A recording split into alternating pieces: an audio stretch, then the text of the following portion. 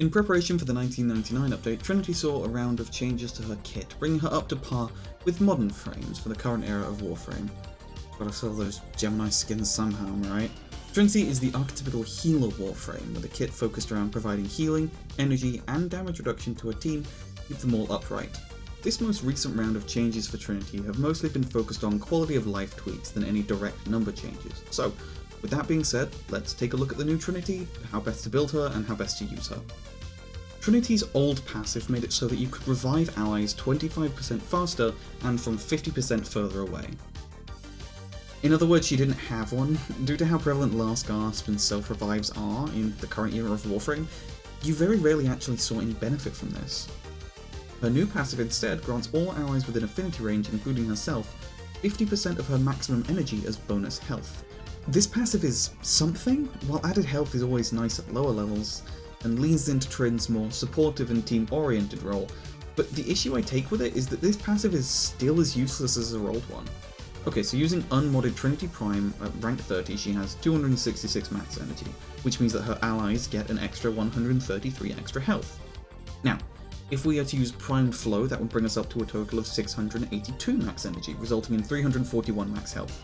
So now let's see how big of a difference this makes against some Steel Path enemies.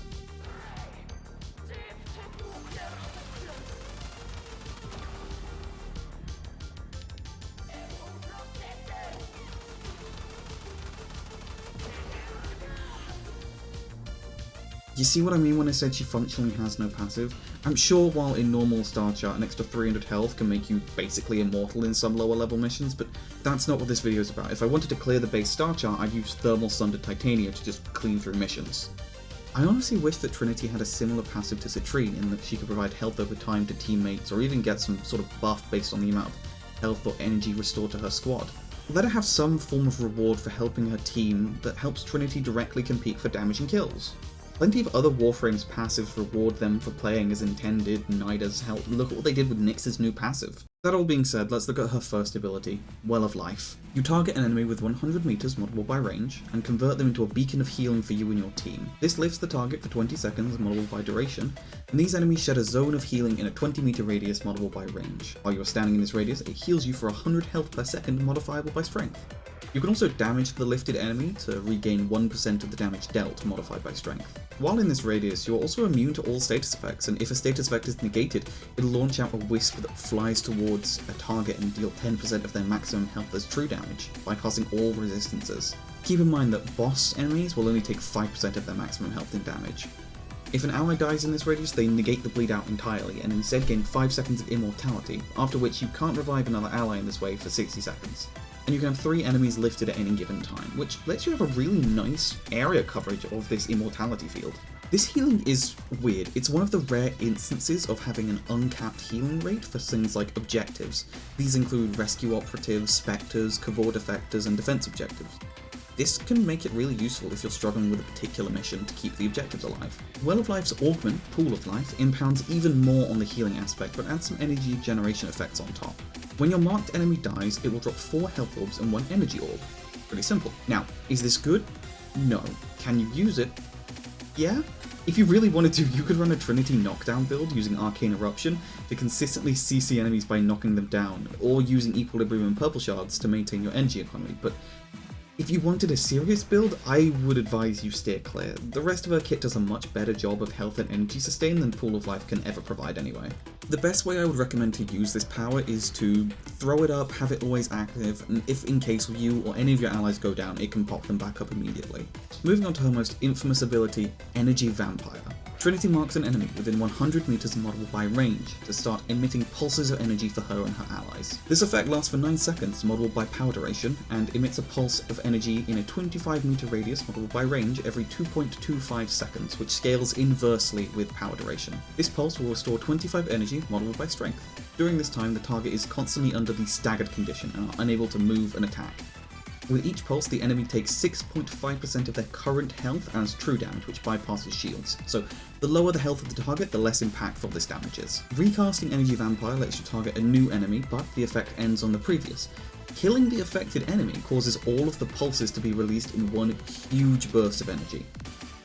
Now, this power is really good. While one era Warframe appreciates a built-in energy sustain tool less due to the other new energy generation methods such as Arcane Energize, Energy Nexus, and the Xenoic Focus School, it's always nice to have, especially since Trinity is such a casting-focused frame. Previously, it was almost mandatory to run negative duration on Trinity to cause all the pulses to happen as fast as possible. But this caused an odd issue with building her, in that all of her other powers wanted a high duration, meaning you had to choose between an Energy Vampire build and the rest of her kit. But now it's way better to mod for high duration, since it extends the overall duration of Energy Vampire, therefore you get more pulses. And since you can just cast EV and kill the enemy to release all the pulses at once, if you mod for high enough duration, you can get the effect of 6 or 7 pulses at once, which is more than enough to instantly refill your energy tanks. EV has one of the more interesting options for an augment in the form of a Vampire Leech. Simply put, any excess energy replenishes your shields by 225%. Now, this is to say that for every point of energy restored over your maximum, you gain 2.5 shields. Now, this isn't just shields though. If you're at max shields already and gain more, it turns into overshields, which for lower level content can basically make you a pocket Hildren. Another thing to note is if you kill an enemy affected by EV and you have this augment equipped, that burst of energy gets released all at once, meaning that you can very easily max out your overshields with a single cast of EV. I have very mixed feelings about this augment, since it's sort of outclassed by her 4th ability, Blessing, but if you choose to run it and subsume Bless off for a different ability, you can also make use of Precision Intensify. Admittedly, I need to test more with it to see how long it can really go in endurance missions, but it seems like a good solid alternative to the standard Bless build I'll show you a bit later on. Onto her 3rd ability then, Link. Upon casting the ability for the next 20 seconds, mobile by duration, Trinity automatically forms a link between herself and up to 3 enemies, which increases with power strength. These enemies have to be within a range of 20 meters, but this can be extended by increasing your power range. When Trinity takes damage, enemies will take 100% of that damage, and all status effects are reflected back at them. As soon as the link target dies, it will instantly link to a new target, provided there is one in range. At lower levels, it's a nice little defensive power. The added damage reduction can really help in base star chart.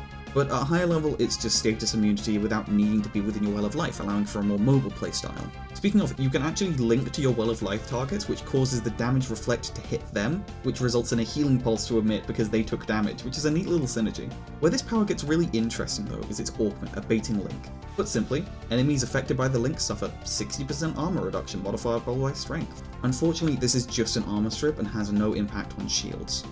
But in order to hit 100% armor strip, you need to have 168% power strength at least.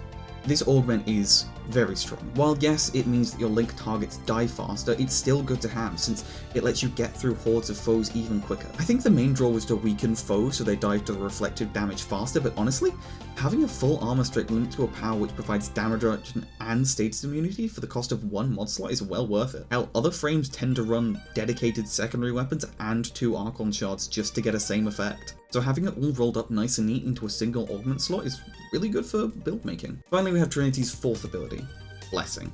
Trinity heals all her allies within infinity range by 80% of their max HP and shields, modeled by power strength. After this, for the next 16 seconds, modeled by duration, they gain a 50% damage reduction, also modeled by strength, to a maximum of 75%. At 125% ability strength, the restoration reaches 100%, and at 150% ability strength, you hit the maximum DR of 75%.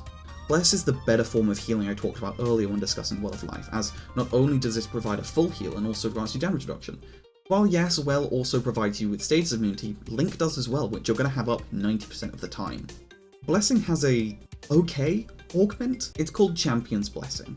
You gain crit chance on your primary and secondary weapons equal to the percent of health you healed up to a cap of 350% for the next 30 seconds, modelable by duration. You can recast Blessing to increase the buff and refresh its timer. Now, is this augment good? Not really. At higher levels, if something even so much as touches your health bar, you're toast, so forget gaining Champion's buff that way. The only consistent way I've seen it done is using combat discipline to force small amounts of health damage, but this health damage effect is also affected by the damage reduction of Bless, so most of the time you're getting single digit buffs per cast, and if you want this kind of crit on damage effect, you're better off running Arcane Avenger. The funny thing is that this augment used to be a lot better, since the buff is determined by the percent healing done and not the number. Due to her new passive increasing her and her allies' maximum HP, each hit point you heal now provides you with less of a crit chance buff, which is kind of a shame to be honest.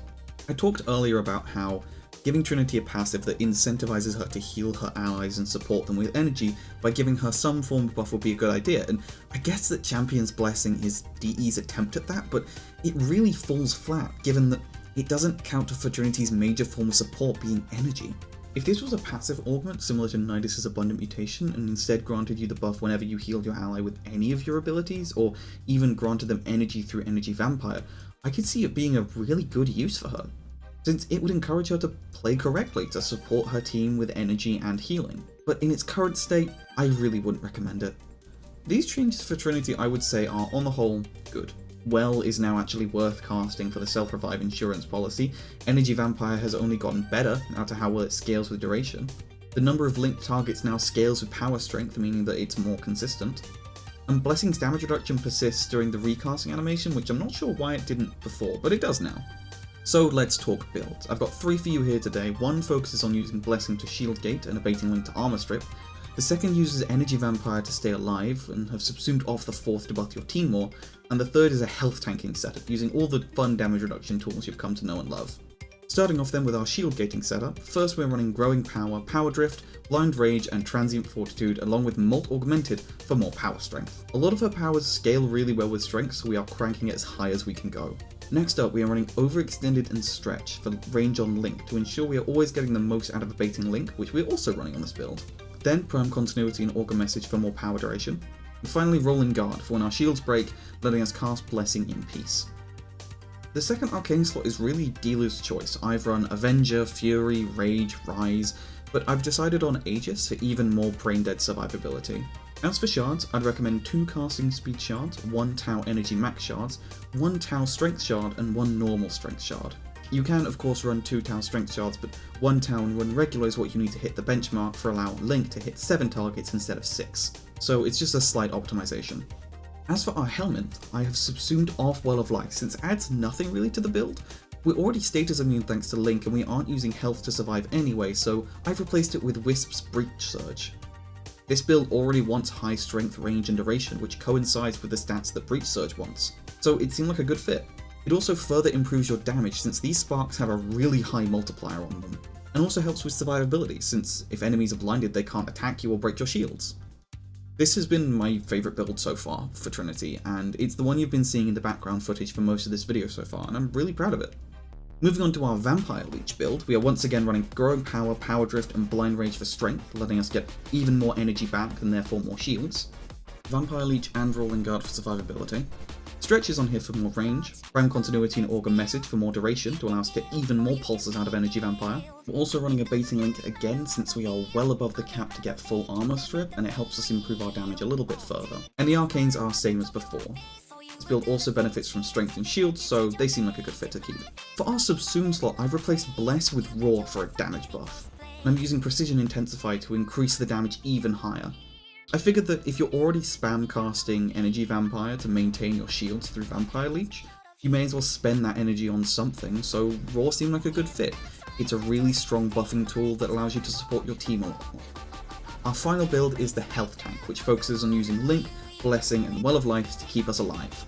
We are running Growing Power and Blind Range for strength, Cunning Drift, Stretch, and Augur Reach for more range, to ensure that Well has the biggest possible radius, Prime Continuity and Narrow Minded for duration, Umbral Fiber, Adaptation and Primed Flow are here for survivability, since remember, the more energy max we have, the more bonus health we get from her passive. As for arcanes, I'd recommend using Blessing for more max health and Augmented to increase the healing per second of Well of Life. This build is hilariously strong. I mean, look, here's a clip of me completely AFK base tanking both an Acolyte and a Bone Widow mech in Steel Path Survival in Deimos.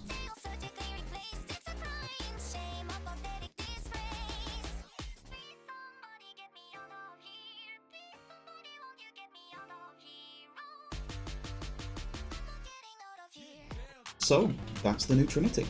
I love that they removed the cap on Link's enemies and let it scale with strength so it's more consistent, and gave Well some reason to actually be cast. I think they really focused on making her feel on par with some of the other modern Warframes, and it's really enabled her to function well solo as well as in a team. I've been running Trinity solo for a good number of missions now, as you can see in the background footage, and I've had no real problems with survivability.